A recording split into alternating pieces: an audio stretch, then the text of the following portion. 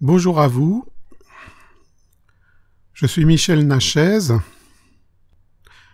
Bienvenue dans mon podcast aux limites de l'anthropologie. Aujourd'hui, je continue la lecture de mon livre « Les esprits et les hommes, l'ethnologue et le monde invisible ». Abordons maintenant une substance endogène hallucinogène, la DMT, la diméthyltryptamine. En 2005, sort un ouvrage intitulé « DMT, la molécule de l'esprit », écrit par Rick Strassman, un psychiatre américain. En 1990, ce psychiatre reçoit l'autorisation d'injecter de la DMT pure dans l'organisme de sujets volontaires pour des expériences. Ils étaient au nombre de 60 et durant 5 ans, il a injecté environ 400 doses de N-diméthyltryptamine. La DMT est présente dans tout le corps, c'est une substance endogène, c'est-à-dire sécrétée par notre organisme. Strassman pensait que la DMT est sécrétée par la glande pinéale, aussi appelée épiphyse. C'est un tout petit organe situé au centre du cerveau et dont la fonction reste mystérieuse. Cette glande pinéale est bien connue des ésotéristes, qui lui confère des pouvoirs particuliers dont celui de seconde vue et d'autres. Descartes en avait fait le centre du siège de l'âme. Strassman voulait vérifier si cette glande était à l'origine des visions, des expériences au seuil de la mort, des états mystiques, et au cours de ces expériences, il s'est rendu compte qu'elle était aussi liée au phénomène d'enlèvement par les dits extraterrestres.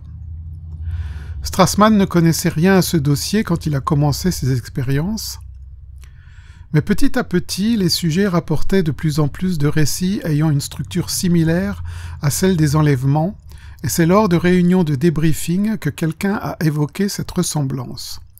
Cela a beaucoup perturbé Strassman et il a mis du temps à l'accepter. Je pense que sa découverte est capitale. Elle jette une lumière nouvelle sur les rapports entre l'homme, les univers du monde invisible et les contacts avec des entités de nature inconnue. Pour la première fois, en dehors de pratiques chamaniques des sociétés traditionnelles, on a pu établir un contact avec une autre réalité dans un contexte scientifique expérimental dans un lieu contrôlé, un hôpital. Examinons maintenant quelques récits des sujets de Strassman. Aaron raconte qu'il s'est trouvé dans un endroit avec un arrière-plan sinistre et qu'il aperçut un insectoïde. Il a senti que quelque chose prenait le contrôle de lui-même et que ces êtres sont très conscients. On dirait qu'ils ont un programme, dit-il. Il évoque des êtres reptiliens contre lesquels il faudrait se défendre. Jérémia parle d'une grosse machine avec des tuyaux, d'une apparence technique. Il avait la sensation que cette machine le recablait, le reprogrammait. Il a senti la présence d'un humain qui se tenait devant une console et manipulait des choses. Cet humain était affairé, concentré sur son travail. Jérémia observait des résultats concernant son cerveau sur cette machine. Il parle d'une sensation effrayante, presque insupportablement intense. Lors d'une autre séance, Jérémia explique que la DMT lui a fait prendre conscience de l'existence de la possibilité véritable de dimensions adjacentes. Il a la sensation que cette expérience n'est pas une simple prise de drogue, mais l'expérience d'une nouvelle technologie. Il insiste sur le fait que pour lui c'est une observation et non une hallucination. Dimitri raconte qu'il se trouve dans un espace qui était prêt pour lui et que les créatures n'étaient pas aussi surprises que lui de le voir. L'endroit était précis et il pouvait voir les détails. Il y avait un superviseur et les autres étaient des genres d'exécutants sous ses ordres. Un circuit sexuel a été activé et Dimitri a ressenti une étonnante énergie cosmique. Un diagramme indiquait que tout était au point. Dimitri a pensé que c'était des extraterrestres. Ben rapporte que 4 ou 5 sont arrivés sur lui. Ils ressemblaient à des cactus sagaro. Ces créatures n'étaient ni bienveillantes ni malveillantes. Ils sondaient, sachant que leur temps était limité. Une fois qu'ils eurent décidé que j'étais correct, ils vaquèrent à leurs occupations. Ces quelques rapports d'expérience montrent l'ambiance de ces voyages provoqués par la DMT. Strassman décortique ces récits et note des cohérences surprenantes et remarquables dans les rencontres avec les créatures. Il en extrait quelques caractéristiques. La première est que les sujets sont en quelque sorte attendus pour passer des sortes d'examens ou de check-up. Il y a des équipes pour les recevoir, avec en général un personnage superviseur qui dirige une équipe d'exécutants. Dès que le sujet arrive, l'équipe se met au travail. Il y a la perception d'émotions de la part des étrangers. Elles peuvent être aimantes, attentives, ou faire état d'un détachement professionnel. L'activité tourne autour de tests, de mesures, d'examens, de sondages du corps et de l'esprit du sujet. Des interactions peuvent avoir lieu sous forme d'échanges gestuels ou télépathiques, ou même par transmission d'images. Impossible de connaître la raison de ces procédures, mais les sujets rapportent que les êtres sont en général bienveillants et désirent améliorer les humains, soit en tant qu'espèce, soit en tant qu'individus. Ces thèmes sont bien connus. Ils sont abondamment représentés dans les récits d'abduction par les extraterrestres, avec moult détails. Une partie de ces thématiques se retrouve aussi dans les histoires de fées. Strassman pensait au début que ces expériences étaient de type hallucinatoire, mais l'observation des mouvements oculaires lui évoquait plutôt des phases de sommeil avec rêve. Peut-être que la DMT produit un état de rêve éveillé, dit Strassman en 2005. Les univers dévoilés par la DMT sont au-delà de ce que nous pouvons imaginer, dit Strassman. C'est à ce moment qu'il commence à se sentir dépassé par les événements. Les choses sont trop fantastiques et trop incroyables, et il devient soucieux. Le doute s'installe sur les modèles du mental qu'il a l'habitude d'utiliser, et il se pose des questions sur le soutien qu'il peut apporter aux sujets pour les aider à intégrer ces expériences. N'étions-nous pas en train d'ouvrir la boîte de Pandore, se dit Strassman. Et ça continue. Rex entend un bourdonnement. Il sent des êtres autour de lui, vaguement humanoïdes. Il ressent une présence extraterrestre qui s'intéresse à sa peur et à lui-même. Plus tard, Rex perçoit des créatures insectoïdes qui devenaient démoniaques et fouillaient dans son esprit. Il essaye de se raccrocher à Dieu et à s'abandonner à lui. Il était persuadé qu'il était en train de mourir, et à partir du moment où il accepte sa mort et sa dissolution, les insectoïdes commencent à se nourrir de lui, de son cœur, et de ses sentiments d'amour et d'abandon. Et Rex de continuer à insister sur le fait que l'intensité de l'expérience était quasi insupportable et qu'il avait eu du sexe avec des insectoïdes. Pendant le débriefing de Rex, Strassman essaie des interprétations psychologiques, mais Rex n'est pas d'accord. Il pense qu'ils semblent être des gardiens de porte. Il insiste sur le fait que les tentatives de communication sont insupportables, qu'il ne pouvait les supporter. Strassman essaie de comprendre ces phénomènes. Ses connaissances de la psyché humaine arrivent à des limites et son esprit tente de garder un semblant de cohérence face aux récits déconcertants de ces sujets. Il rapporte. J'ouvre les guillemets. Examinons l'expérience d'enlèvement par extraterrestre qui a fait l'objet de récits vulgarisés. Nous verrons la ressemblance frappante entre ces contacts produits naturellement et ceux qui sont racontés dans nos études sur le DMT. Cette remarquable coïncidence peut faciliter l'acceptation de ma proposition, à savoir que l'expérience d'enlèvement par des extraterrestres est rendue possible à cause de niveaux excessifs de DMT dans le cerveau. Cela peut arriver spontanément dans n'importe laquelle des conditions préalablement décrites qui activent la formation de DMT pinéal. Cela peut aussi se produire quand les niveaux de DMT augmentent par l'absorption de drogue, comme dans nos études, fermez les guillemets, Strassman 2005. La question de la réalité des expériences se pose également. Cette sensation de réalité est décrite comme plus réelle que la réalité ordinaire. C'est une caractéristique qui est également rapportée par Henri Corbin dans ses travaux sur l'imaginal, et l'on retrouve aussi cette sensation dans certains rêves lucides. J'ouvre les guillemets. Malgré la nature inattendue et bizarre de ce qu'ils subissent, il n'y a aucun doute dans leur esprit sur la réalité de ce qui arrive. Ainsi, ils décrivent leurs expériences comme plus réelles que le réel. Fermez les guillemets, Strassman 2005. La question de la reprogrammation du mental est extrêmement anxiogène.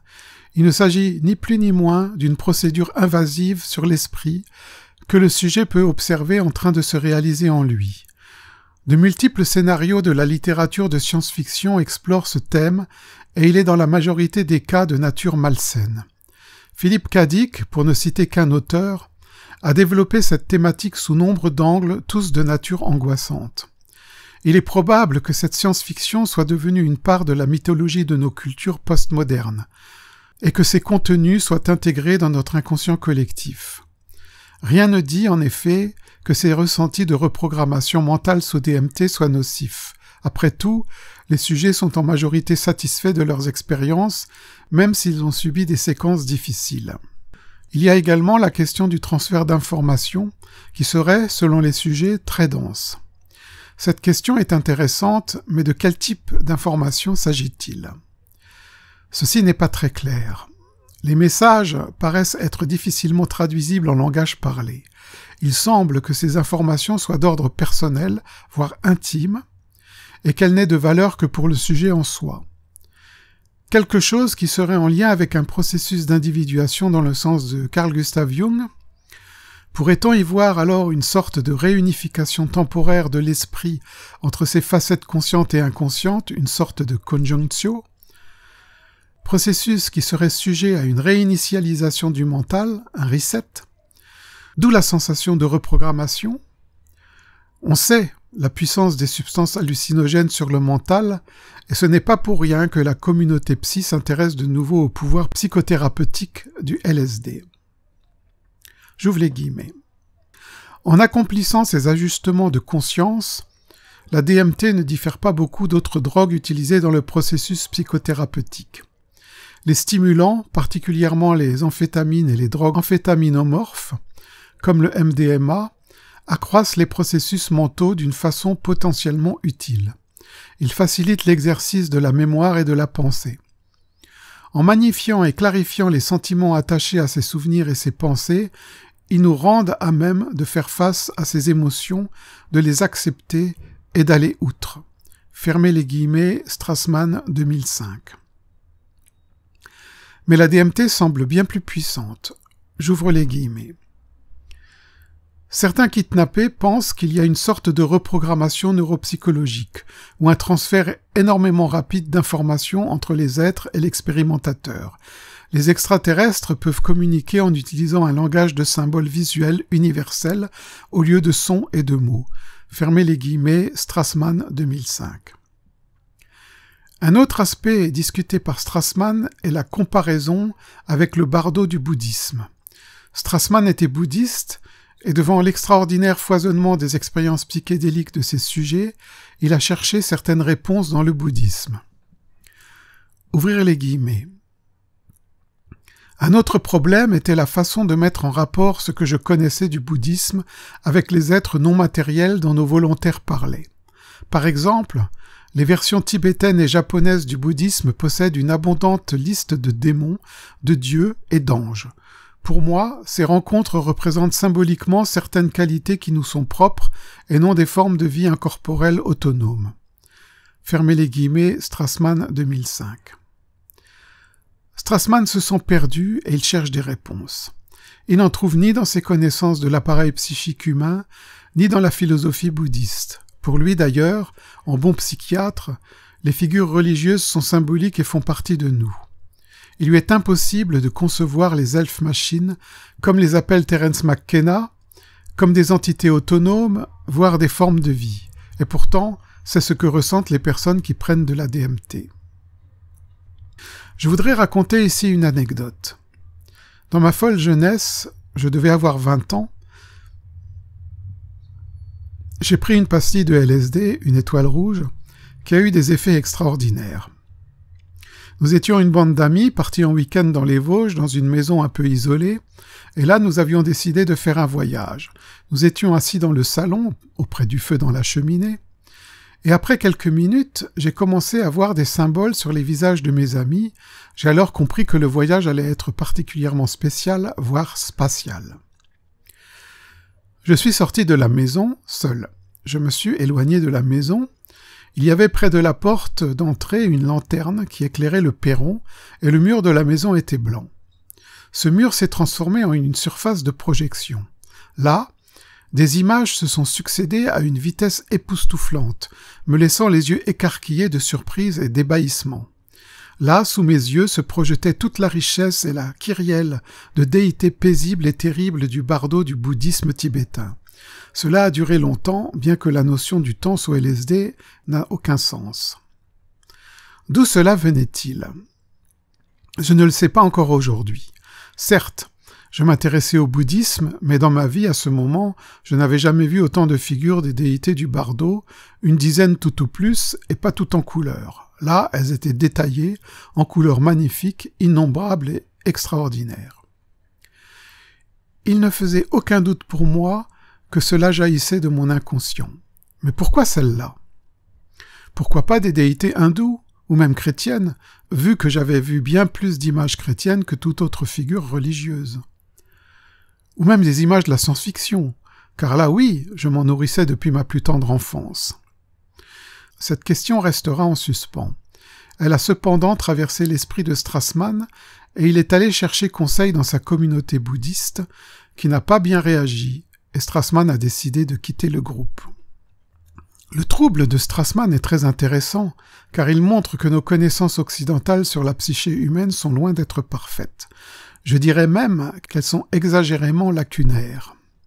De plus, la communauté bouddhique à laquelle appartenait Strassman semblait, elle aussi, un peu trop dogmatique. Et pourtant, il semble que la connaissance du psychisme humain du bouddhisme soit assez aboutie, bien que ce soit une religion et non une science. Ce que je veux dire par là, c'est que l'esprit humain peut être étriqué et réfractaire même si le substrat sous-jacent est élaboré. Il semble que la DMT pousse l'humain dans ses retranchements. Strassman lui-même se remet en question. Après plusieurs années de lutte intérieure et à court d'explications rationnelles, il finit par accepter ce que racontent ces sujets, les mondes invisibles et leurs habitants. J'ouvre les guillemets. Les récits de nos volontaires étaient si clairs, convaincants et réels que je pensais à chaque fois « Cela ne ressemble à rien de ce que j'ai entendu de la vie onirique de mes patients. C'est beaucoup plus bizarre. Le souvenir en est très net et ça a une cohérence interne. » Fermez les guillemets, Strassman 2005. Mais le trouble ne s'arrête pas là. C'est la convergence avec les récits d'enlèvement par des extraterrestres qui lui fait conclure à l'implication de hauts niveaux de DMT dans les deux cas. J'ouvre les guillemets. Ces spéculations concernant les mondes invisibles et leurs habitants nous ramènent aux expériences d'enlèvement par des extraterrestres. En fait, cette discussion pourrait tout aussi bien concerner ces expériences et la façon dont elles se produisent. Cette similitude frappante est à la base de l'hypothèse selon laquelle l'expérience d'enlèvement par des extraterrestres est en corrélation avec des niveaux anormalement élevés de DMT cérébral. Fermez les guillemets, Strassman 2005. Ce qui semble ainsi totalement rejeter l'hypothèse de l'ingérence d'extraterrestres en chair et en os. Il s'agit manifestement d'un contact par le biais du mental, utilisant une substance hallucinogène endogène qui met en lien l'esprit humain avec un autre plan de réalité dont les agents, de nature clairement intelligents, agissent sur les contenus psychiques des sujets et transmettent de l'information. La DMT serait un élément clé de notre adaptation au monde et également le paramètre d'ajustement de nos états de conscience, y compris le rêve. J'ouvre les guillemets. Peut-être voyons-nous et sentons-nous ce que nous faisons sur ce niveau d'existence grâce à la juste quantité de DMT endogène. C'est un composant essentiel qui maintient la conscience de la réalité quotidienne de notre cerveau. D'une certaine façon, nous pourrions considérer la DMT comme un thermostat de la réalité, nous gardant dans une étroite bande de conscience afin d'assurer notre survie. Fermez les guillemets, Strassman 2005. Cette conclusion est éclairante. Sans DMT, nous serions perdus dans un bombardement de stimuli sensoriels et incapables de nous repérer. La DMT agirait comme un filtre et en fonction du taux de DMT, les perceptions changent et deviennent étranges. Au fil des millénaires, l'Homo sapiens a appris à agir sur le taux de DMT en apprenant des techniques de transe et en prenant des substances psychotropes parce qu'il a compris qu'il avait un avantage stratégique à faire cela d'abord pour améliorer ses performances pour la chasse et ensuite pour trouver des solutions aux problèmes de la vie quotidienne, notamment en ce qui concerne les techniques de guérison. Dans le prochain podcast, je parlerai d'un champignon remarquable, le psilocybe. Je vous remercie de votre attention.